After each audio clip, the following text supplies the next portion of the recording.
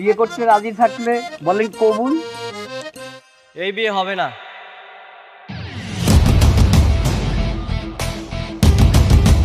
এই বিয়ে হবে না। বরের সাথে আমার হিসাব নিকাশ আছে। ও অভি, তুই এখানে? হ্যাঁ, আমি এইখানে। গুইনা গুইনা 3 লাখ টাকা দিবি, নাইলে তোর বিয়ে বন্ধ।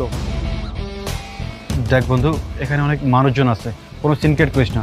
আমি কালকে বাসায় এসে তোর সাথে কথা বলবো, তুই এখন যা প্লিজ। এইখানে ওইখানে বাসবাগানে কোনোখানে কোনো কথা হবে না।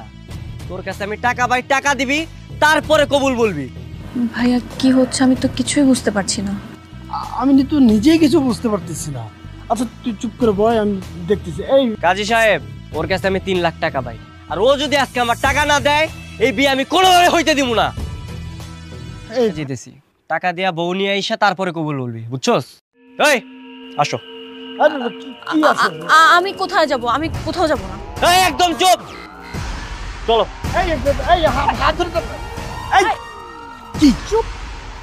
আপদ যাচ্ছে, যেতে দাও। কি ভেবে বউরে নিয়ে যাইতেছি বন্ধক হিসাবে, টাকা দিয়া সারাই নিয়ে আসবি, বুঝছস?